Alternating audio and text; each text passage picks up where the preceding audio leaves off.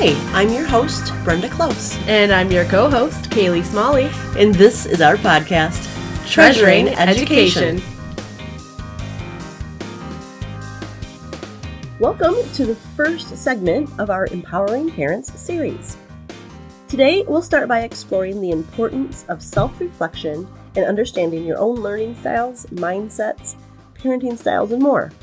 Research has shown that when parents have a clear understanding of themselves, it can greatly impact their ability to support their children's learning. Kaylee, could you speak on the significance of self-awareness in parenting? Sure. So self-awareness is really that first step to discovering where you are and then determining what changes you'd like to make. So as an example, one of many valuable tools we can use to gain insights into our personalities is the Myers-Briggs Type Indicator, or the MBTI. And it assesses different aspects of our personalities in 4 different areas, and they use 2 descriptors per area that your personality best aligns with.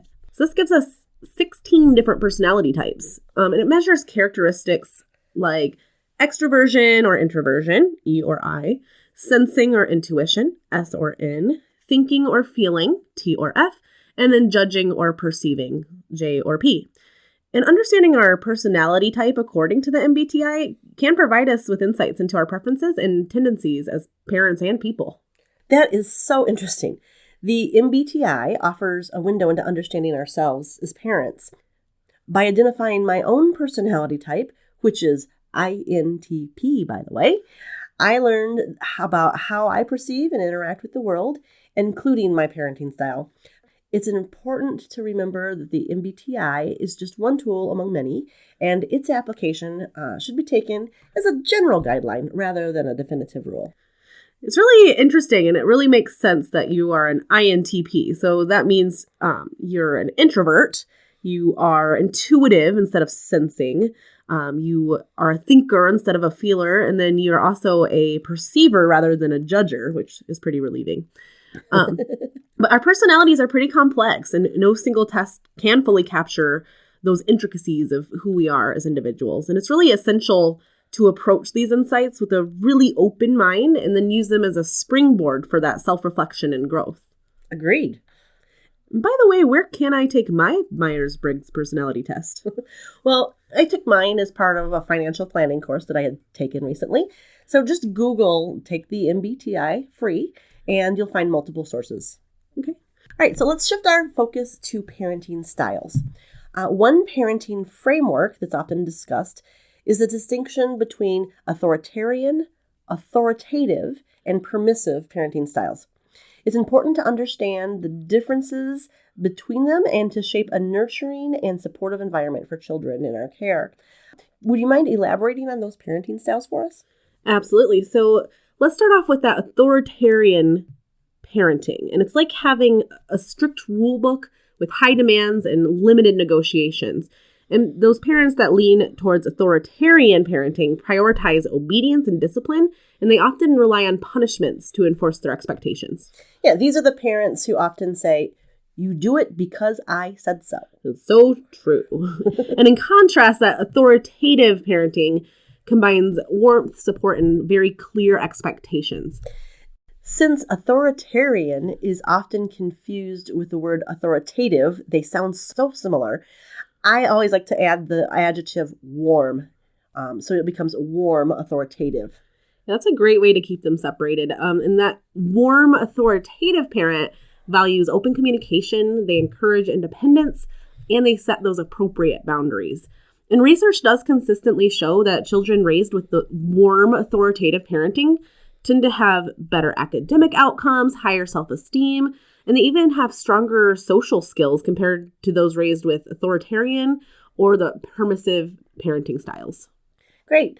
So it's important for us as parents to find that balance between setting boundaries and supporting their independence.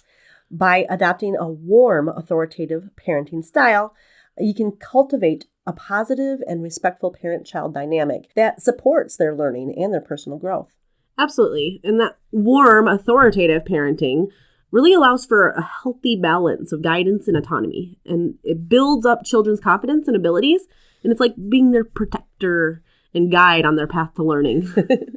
Oh, these are the parents who always have to answer the why question, like constantly. And the permissive parents? Oh, yeah. So this is the parenting style some might call laissez-faire.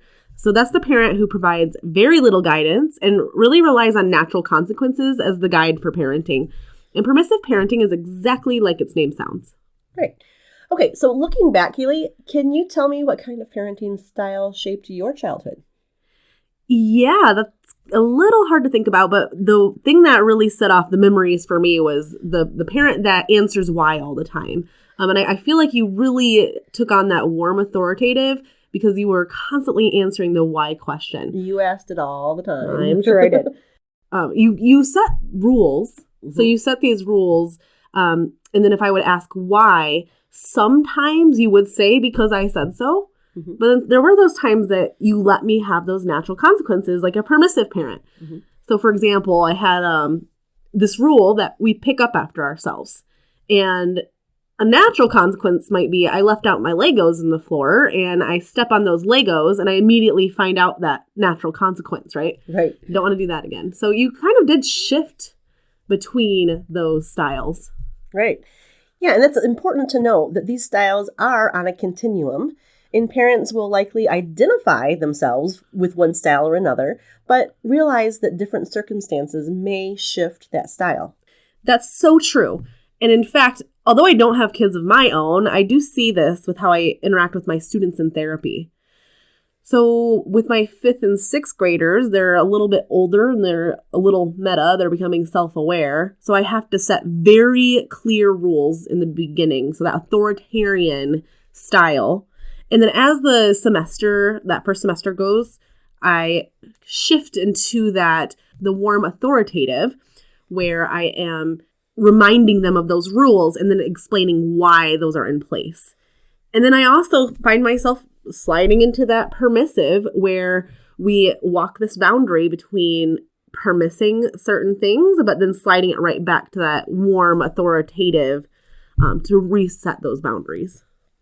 Yeah, that's so important to realize that we can occasionally slide back and forth among those 3 styles. So that concludes our first segment of our Empowering Parents series. We hope this discussion on self-awareness and parenting styles has given you an idea of where you can start. Remember, self-reflection and understanding are essential tools in creating a supportive and engaging environment for your child's learning.